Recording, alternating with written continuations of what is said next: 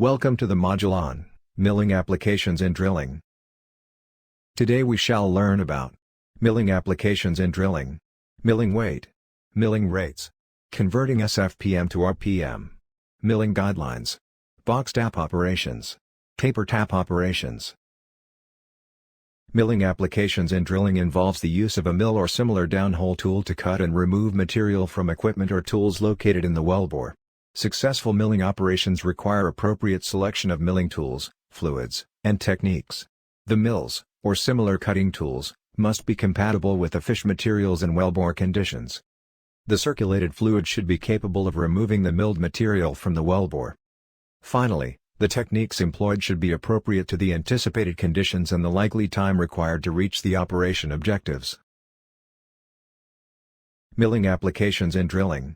Milling is not designed only for the fish in the hole, but it may be necessary for the following reasons: removal of tools that were previously placed in the well, such as port collars, packers, bridge plugs, cement shoes, etc. Perform a well sidetrack from the casing by doing a window in the casing, then using the whipstock. Removal of the left parts of the drill string, such as drilling stabilizers, drilling subs, stabilizer blades, drill pipe, collars, etc. Milling of drilling tools or other junk in the oil and gas wells, such as drilling bits, hand wrenches, clamps, etc. Perform a hole through the collapsed pipe. Cut casing liners, tops and broken pipes. Release special tools such as packer slips. Milling weight. Mill by torque and not by weight.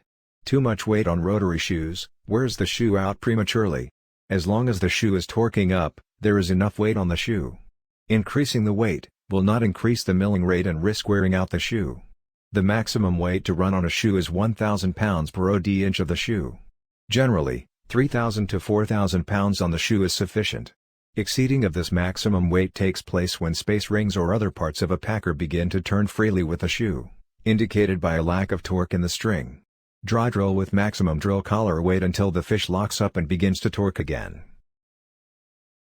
Let us look at the optimum milling rates based on the mill or shoe in the tables on your screen.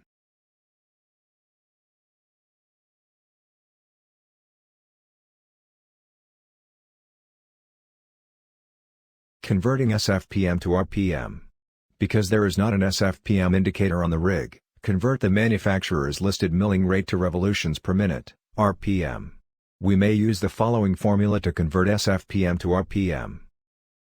SFPM is equal to mill diameter into RPM into 0.262.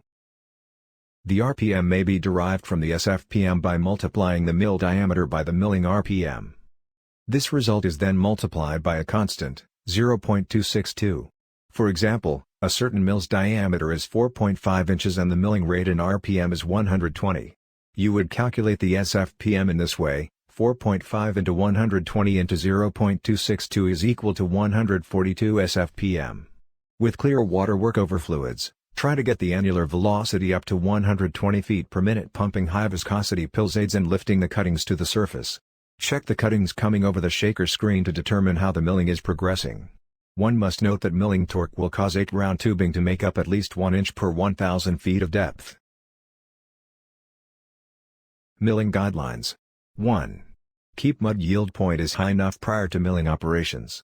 2. Start rotation before the top of fish with a minimum of 3 feet. 3. Adjust weight on bit, WOB, and revolution per minute, RPM. Start with 70 RPM and monitor the torque while increasing RPM, as you are using a new drilling bit to get the best milling rate. 4. Keep the flow velocity high to have a turbulent flow for cleaning while milling and avoid the accumulation of the cuttings inside important tools such as BOP rams. 5. Never circulate through choke while milling. 6. Using jars and compression will be good while milling to help in case of sudden stuck of the mill. 7. Use ditch magnets on the shaker area to help collect the metal cuttings, keep it always clean and record its weights. 8. If the milling is inside the casing, try to make your oil and gas drilling mud lubricant enough to avoid casing wear. 9. After pull out of the hole, POOH, if the mill blades have a hook shape, this means the milling is doing good. But if the shape was tapered, it will mean that you applied too much weight which caused wear. 10. Cutting shape is important, as if it was hair-like, it means that weight shall be increased. And if it was fish-like, it will be a good idea to decrease the weight and increase the RPM. 11. Keep a record of the following: torque, RPM, pump pressure, progress made, weight on mill, recovered metal weight, circulation rate. 12. Using non-rotating drill pipe protectors will be useful across build-up and drop-off sections to decrease casing wear. 13. Use drilling stabilizers, above the mill with 1 or 2 joints, and it will be great if they have soft blades. Don't use a lot of centralizers as it may increase the resultant torque. Note: box taps and taper taps fishing tools are 2 types of attachments that are used in fishing operations to screw into a fish. Box types have threads on the ID, which cut threads into the OD of the fish, externally engaging the pipe. Taper types are used to engage the inside of a fish where conventional releasing spears would not be feasible. They can be ordered with right-hand or left-hand wickers and the normal taper is 3 by 4 inches per foot. Box taps operations. Like taper tap, box taps are sometimes used to retrieve an irregularly sized fish or a fish with an unknown OD. No need to know what kind of threads the fish has because the box tap cuts its own threads. However, the fish needs to be stationary for the box tap to be successful. Box taps are not typically recommended because they are not releasable. For that reason, a safety joint should always be run immediately above a box tap. Running procedure for box taps. Trip and hold to the top of the fish, turn mud pump and circulate any cuttings off the fish. Tag the fish lightly and rock the rotary to thread the tap onto the fish. As the tap cuts threads onto the fish, slack off while watching the weight indicator to accommodate for thread makeup. Note: it is difficult to gauge the correct amount of torque to apply while making up a tap. However, when made up properly, a box and taper tap can hold up to 100,000 pounds. Use straight pickup to pull the fish. Caution: tripping the drilling jar might free the tap from the fish. This is how a box tap looks like. Taper tap operations. Taper tap fishing tools have threads on the odd, which cut threads into the ID of the fish. They internally engage the fish, inhibiting circulation through the fish. They are usually only considered as a last resort. This tool screws into the fish and cuts threads as it goes. Cutting new threads is a more positive engagement than attempting simply to screw on or into existing threads on a fish that may be damaged, misaligned, or incomplete. New threads can also be cut on the blank pipes.